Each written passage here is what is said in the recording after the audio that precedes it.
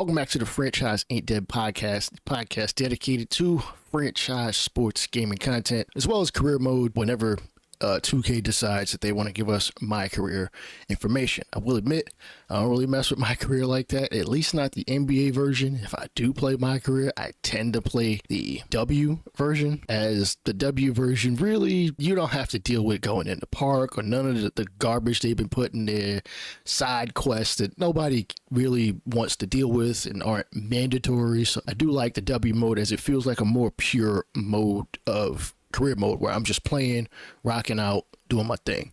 As of the week of August 12th, because 2K never wants to give us a definitive actual date as to when they want to do anything, unlike really MLB The Show is about the only one that gives you a definitive date when they are going to put out information about their upcoming game.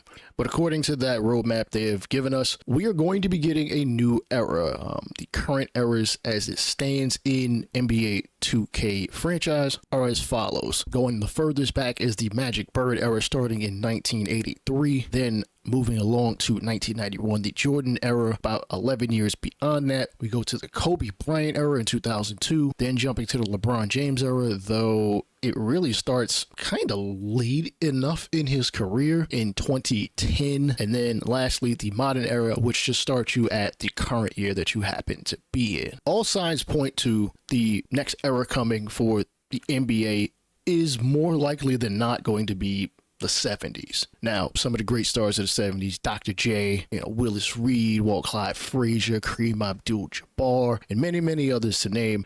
But I would hope that 2K is at the very least going to give us an ABA mode. Maybe not at the least. That actually would probably be doing more than what the effort they may really put into it. Because in 2024, they didn't exactly do that much as far as updating the eras. Sure, we got a new era to bridge between, I believe, the Kobe era and the current era, which was like a 20-some-odd year span that just wasn't there. But if you're really going to catch NBA basketball, really basketball in this country in general, on its upward swing, because in the 70s, really before the 70s, college basketball was the big thing. This was still a thing even in the 70s for the most part, as a lot of games ended up being tape delayed, and you ended up having to watch games the next day or a couple days after. It was, I wouldn't know from experience. I am nowhere near old enough to know about this, but I've watched enough tape delayed games, through NBA classics and stuff like that, stuff you'll find on YouTube. League Pass doesn't exactly have games going that far back. Hell, I don't think they get past 2015, 2016. It'd be nice to see some of the older games, as I'm 34 and I'd love to watch some games from the 90s, or even the 2000s, any game. Just give me as many damn games as possible so that, God forbid, my Knicks suck, I can at least watch them when they were better. They don't suck, so I would gladly watch them now. But I can understand where there might be some issue as far as maybe getting the rights to some of these franchises and such. Obviously, the Denver Nuggets, they were not the Denver Nuggets at the time when they played in the ABA, at least not through their entire existence. Teams like the Kentucky Colonels, where there is no current NBA team in Kentucky. Obviously, basketball is big in Kentucky, in that Rust Belt area, your Indianas, your Illinois, your Ohio region. A good portion of that is college basketball because it had to fill the void, given the Pacers going to the NBA. They weren't good the first couple years in the league. Your Cleveland Cavaliers also weren't that good, to be honest, in their first couple of years of existence. If they're able to get the ABA, I would like those teams that played in that league to be separate from the NBA. Maybe you can take a look at some of the stats for what might be going on and what you can consider a side simulation of, hey, this is the NBA. And as I guess the teams move forward, as in 2024, teams, as you move through the years and through the eras, teams would eventually be inserted into the league via the expansion draft. And I would expect that to be the same for the ABA, unless they allow you to just, hey, we're going to run this ABA as its own separate entity. I would think it would probably ideally be you could add these teams into the NBA as an expansion, and go from there, and you'd have like a solid 55 years of basketball, which I don't know so many people are going to play all those games, but for simulation, that'd be dope. Like, just think about it. Guys whose careers might not have panned out as well, they may play better in the NBA 2K simulation engine as opposed to, injuries really hindering them in real life, or maybe, their play started to decline sooner than we might have thought. I just think this would be something that we really could. Listen, the community needs it. At least the offline community could use it. It would add more players to the pool. Let's be honest. My team would get more players. Hopefully we'd end up with more of the old school, like really old school animations and stuff like that. The looks of the era, I'd hope that would come into play. As a matter of fact, the reason why I brought this up is because I bought this book a while ago. You might not be able to see it, and yeah, it's not a very good view on camera. It's a book. It's called Loose Balls. I forgot how I ended up finding out about this book, but I decided to buy it on Amazon. This was like 6 or 7 months ago, and it goes through the 9-year span of the league. The league did not last that long. There were other leagues at the time: NBA, the ABA, the CBA. Yeah, I believe the Continental Basketball Association was still around. As a matter of fact, that was around up until about the early to mid 2000s. A lot of people blame Isaiah Thomas for that. But think about being able to play with a peak Julius Erving, a peak Dr. J, if not a top 3 dunker of all time, probably top 5 at worst, in my opinion. Like, I just think that's just dope. The origins of the 3-point line in the ABA had the 3-point line first. Again, teams were not shooting it that much. You saw that a little bit more in the NBA in the 80s. Of course, there were certain guys that would take more threes than others, or at the very least hit at a greater percentage than others. And in the 90s is when you really started to see it more, as a lot more guys coming up through the ranks. They spent time with the 3-point line being there. I remember I took my first 3-point shot at about 8 years old, 8, maybe 9. I can actually vividly remember what park it was into. Chucked up a couple threes and whatnot. I just said, why not? Because a lot of basketball courts, they don't have that 3-point line, especially a half court. Think of the mixing and matching of putting players, say, like Steph Curry in the 70s. How many threes is he going to drop before a team decides, we need to double team him or something, or maybe playing in a different kind of offense where it might not be as likely that he's going to hit threes on a regular basis. The defense might be tighter. I can't specifically say for sure, just because comparing errors is a slippery slope that honestly I don't think anybody needs to be dealing with.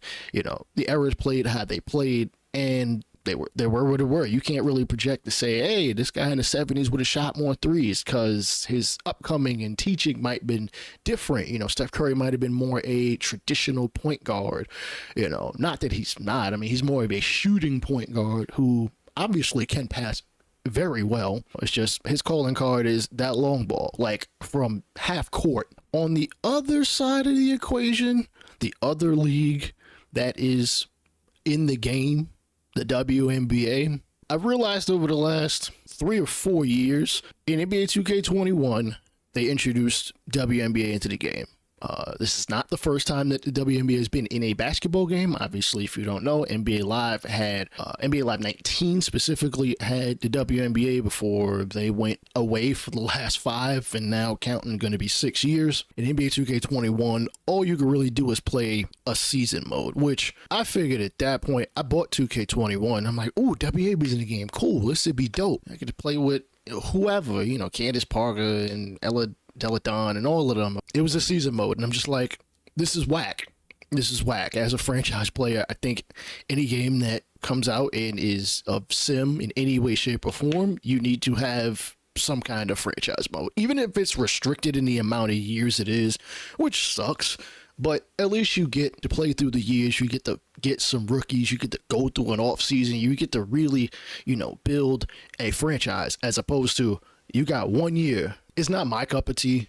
So when 2022 came out, I liked that it was fleshed out enough. I don't know if it was, I can't say it was fully fleshed out, because I still think there are probably some things in the WNBA that probably could be expanded upon. But I have played the WNBA mode the last 3 years, and scrolling through the rosters, I come to realize one thing. None of the legends are in the game. Like, it's baffling. Rasheed Wallace has made it known to everybody that'll listen. 2K is only paying $10,000 for rights. Now, for an NBA player, that ain't nothing. That's a drop in the water. Unfortunately for the women, on the other hand, that would actually be a decent amount of money. Though, in the last 25 years, the salaries for both the men and the max have moved up a lot over the years. WNBA players, as of about 2021, they don't have to play overseas necessarily to make their bread, as Diana Taurasi has made it well known to be one of the better players to have gone from the WNBA, and I forget how much she was making in the year she played in Russia for a year. I think she made like 2 or 3 times the salary over what essentially amounted to the summer over there than when she came back to the U.S. and played in the Women's National Basketball Association. But it's been 28 years that WNBA has been around, since 97. And just imagine taking a rookie Lisa Leslie and going up against Angel Reese. Angel Reese is killing it right now this season. I believe she's averaging a double-double, and she might have like a block and a half at this point. Caitlin Clark, despite her team not really winning that much, actually, as of this Olympic break, the Indiana Fever are currently 11-15. They are 8 games behind the Connecticut Sun for second place in the Eastern Conference standings.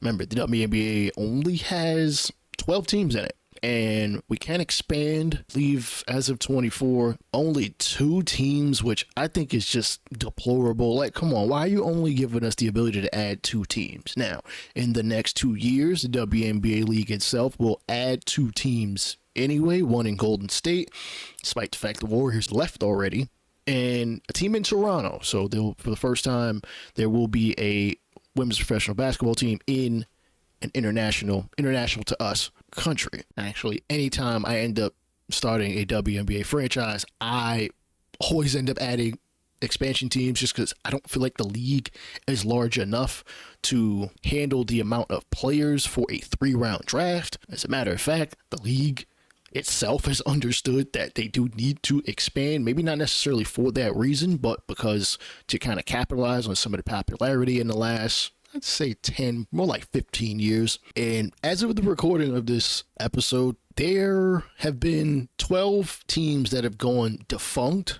in the WNBA's history. I don't count the Shock going from Detroit to Tulsa as a different team, just because they changed cities, but they never changed their name, though they ended up moving again, becoming the Dallas Wings. I consider that a different offshoot of the Shock. It's very strange, but let's be honest, the team that won four WNBA championships in the league's first 4 years, which come to find out the 97 WNBA finals was a 1-game elimination, which I found ridiculous. Why did y'all think that was a good idea? Actually, I remember watching it, I'm just like, oh, all right, there's going to be a game 2 tomorrow. Nope, this is 1 game. This is 1 game. Like, come on, if you want to build up the hype for the league, you got to at least get me 3. It's been 3 for a good portion of the WNBA finals history. Gets more eyes on the product. But imagine fitting out some of those defunct teams, the Charlotte Sting, the Cleveland Rockers, the Miami Soul, the Portland Fire, the Sacramento Monarchs. Imagine fitting those teams out with some of those legends and running your own fictional, you got legends, you got current players, you just mesh that together. That just seems like dope basketball to me. And I would hope that 2K would still be paying the $10K, hopefully more, because I still don't feel like some of the rights for a lot of the players, even in the NBA, it's not enough. You would think they would pay more, or at least kind of feed into some of the players' askings, like Charles Barkley, who should have been in the game ages ago. We know y'all make billions of dollars, 2K. Take 2. Like, we know this already. Why are you being cheap about it? Get one of the best players in the 90s in the game, in the 80s as well. Let me not sleep on him like that. Get him in the game. I don't know what Reggie Miller's asking for as far as money. The funny thing is, I believe he's already in the game as a commentator, but you can't get him as a player? What? Doesn't make sense. One of the bigger egregious classic teams that is just completely shot to shit, call it what it is. The Detroit Pistons of the 03-04. No Rasheed Wallace, as previously mentioned. No Tayshaun Prince. Really? I get he wasn't a superstar or nothing like that, and I get that maybe y'all are trying to just budget out the licensing rights as evenly as possible, but come on. You can't get Tayshaun Prince in the game. I don't know. Maybe he doesn't want to be in the game. I would hope he would, because I really have always liked the 03-04 Pistons, really the Pistons in that mid-2000s era. It really spoke to me, how they play ball, despite the fact they didn't really have any all-stars like that. Ben Wallace, obviously, deployed multiple times. Rasheed Wallace, damn good two-way player. Rip Hamilton, sharpshooter from the mid-range. Tayshaun Prince, that lengthy, I want to say 3-and-D type.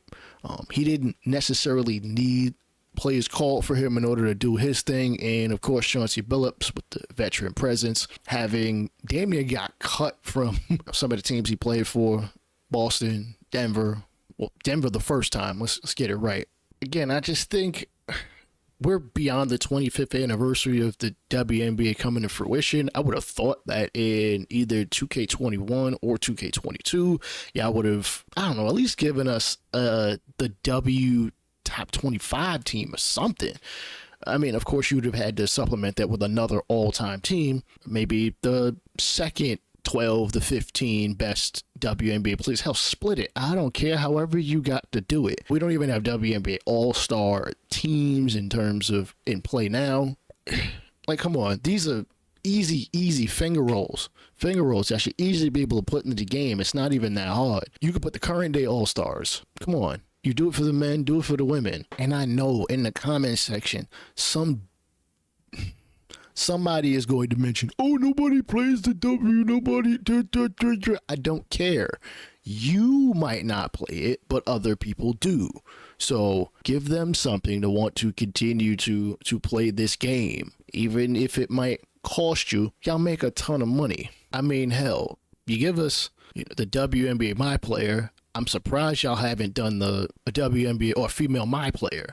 Y'all want to make a ton of money off the My Park, My Neighborhood, whatever the hell it's called, My City. I don't know. I don't play the most. I don't care. Oh, it's a bone. I can't believe I just said that. Give us something we looking forward to. A lot of people like to say, oh, the WNBA is just, it's WNBA don't make no money, yada, yada. First off, WNBA is only half owned by the NBA. And within the last decade, they have had some positive cash flow years. So it's not like they're not making a super profit. But let's be honest, the billions the NBA is making, they can easily subsidize a league. It should not be seen as a problem. Now, I'm not just saying that the NBA should just give the money they should give it to them because it would help the NBA's bottom line to show. I don't know who they're showing this to, but they're making money and the league is growing, as you can clearly see as of the first couple months of the season.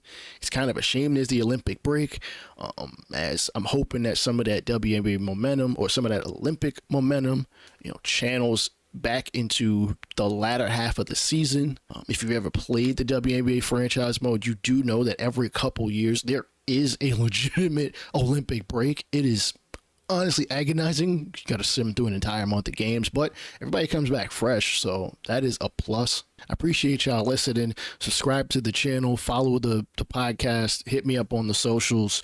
I'll holler at y'all later. Peace.